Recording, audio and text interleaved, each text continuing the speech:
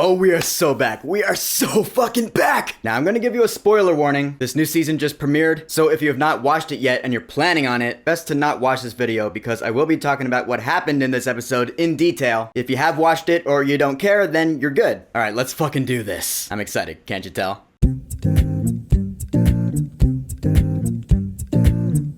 Peacemaker Season 2. So Peacemaker Season 2 is actually the second season of TV within James Gunn's new DC universe, after Creature Commandos Season 1, and it's the third installment overall so far, after Superman, part of this new DC universe's Chapter 1, Gods and Monsters. So first thing you gotta know here is, the events of Peacemaker Season 1 are more or less made canon within this new universe, just with a couple of retcons, which I love how they did this in the recap, because it starts off by saying previously in the DCU, which was a genius way to do this. Basically, it's saying, yeah, the events of Peacemaker Season 1 as we knew them from before, they also happened pretty much the exact same way in this new universe, this new franchise, except just to be more in line with this new universe. Biggest example of that is, of course, the big retcon at the end of the recap, because remember, the end of Peacemaker Season 1, we had the Justice League cameo with Jason Momoa, Aquaman, and Ezra Miller, Flash. Now, that's been retconned for this new universe. I guess they reshot the scene with the Justice Gang. We get Nathan Fillion's Guy Gardner, Green Lantern, and Isabella Merced's Hawkgirl, Kendra Saunders. It's a different scene now, and I died laughing. That was so genius. That was a great way to do it. And also, funny thing, when you see all the silhouettes, you see Mr. Terrific, Superman, and I think on the far right, correct me if I'm wrong, but is that Supergirl? I don't know who else it could be. That's interesting. Wonder what that's all about. Guess we might find out next summer. But yeah, I love it. It's basically rewriting history. That's awesome. So this season starts off with Christopher Smith, Peacemaker, going into his pocket dimension, which we saw in Season 1, and he finds a parallel universe, like Coraline style and shit. He goes in there, he sees his father, and then bolts. That's the setup. Then we get the new intro. New song for the new season. I will admit, in comparison, I prefer the first season's song. It was more upbeat in my opinion, but the choreography here is still hilarious. They're doing pretty much the same dance moves and keeping a straight face. Classic Peacemaker, I love it. So now we pick up 6 months later. This is now after the events of Superman and the whole Lex Luthor dimensional rift incident, and Lex Luthor is now rotting in Belle Reve prison. Peacemaker wants to be a hero, so he goes to audition for the Justice Gang. We saw this scene in the teaser trailer with Guy Gardner, Green Lantern, and Kendra Saunders, Hawkgirl, and Maxwell Lord, played by Sean Gunn. The scene goes down pretty much how we saw it in the teaser, so not too well for poor Smith. Man, I really felt bad for him, honestly. Like, in the first 10-15 minutes of this episode, both Babe and I were like, alright, we're in. And Babe hasn't even seen Season 1. Doesn't matter. That's how good James Gunn is. So we see where our main crew characters are in their lives now. Adebayo, I guess she was dumped by her fiance. That sucks. Emilia Harcourt's looking for work, since after Adebayo spilled the beans about Argus and Task Force X and all that at the end of Peacemaker Season 1, I guess Harcourt's now out of a job because of that. But I guess she's building a bond with Chris Smith though. The scene they share at what I assume is her place, and I guess it's revealed that the two of them had a thing recently. I don't presume to know exactly what happened on that party boat. I assume they fucked, but now Harcourt's being stubborn about it, of course. She was like, that was a mistake. Yeah, she's still just as stubborn as ever. That's proven by where we see her next at the bar, in what's a pretty similar scene to one from last season, except it ends very differently. Season 1 at the bar, she cleared those guys, those drunken douchebags. Not this time, man. Here in Season 2, Episode 1, she gets her ass pretty beat. Yeah, she ain't doing so well in life either, I guess. I will say, for this episode in particular though,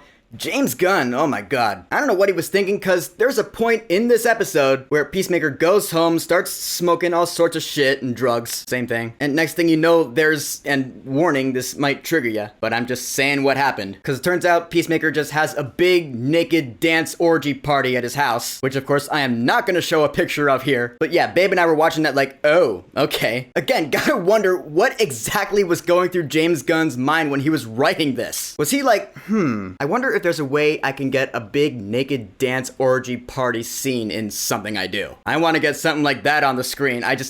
What? That shit was just crazy, dude. And it's about this time we learn, we see Johnny Economos spying on the party from outside the house, because he's on comms with Rick Flag Sr. Yeah, Frank Grillo reprising his role from both previous DCU installments, and like the trailers have established, we know he's now the head of Argus, and he's got a Sasha Bordeaux working for him. They even make a reference to the events of Superman. They're like, oh yeah, this past summer, the whole dimensional rift incident with Lex Luthor. So yeah, there you go. I like the fact that Peacemaker Season 2 really is the follow-up to Superman. This really is the new DC Universe franchise going, this is what we got. And I love it. I'm all on board. So we learned that Rick Flag Sr. knows that Peacemaker killed his son, Rick Flag Jr., which did happen in The Suicide Squad. That is the DCEU movie that James Gunn wrote and directed. Now, that's not saying that that movie is canon to this universe. At least maybe not exactly. All that's really saying is that in this universe as well, Peacemaker killed Rick Flag Jr. Could have been in a completely different scenario. We don't know. What we do know, however, is that Rick Flag Sr. is super pissed at one Peacemaker. So he's been monitoring him. According to John Economos, Rick Flag Sr.'s been monitoring Peacemaker, just waiting for him to screw up, probably just so he can bring him in and serve what he sees as justice. Which, hey, yeah, that makes sense to me. It's a good premise. I dig it. And so this episode culminates with Christopher Smith going once again into this parallel universe that we saw in the beginning. He goes back, we spend a little more time there this time, and we see that, holy shit, his brother Keith is alive. We remember in season 1, in the flashbacks, we saw that he and his brother were raised by their terrible douchebag father, and they were made to fight each other, and Chris accidentally killed his brother. That was the whole source of the childhood trauma that he mentioned in the audition scene in this episode, and a pretty big part of what made season 1 awesome, among many other things. But now we see in this other universe, his brother Keith is still alive and kicking here, as is their father, Augie Smith, once again played by Robert Patrick, reprising his role from season 1. Because again, we remember at the end of season 1, Chris Smith shot his father in the head, because it's what he fucking deserved. But here they're both alive and they seem pretty happy.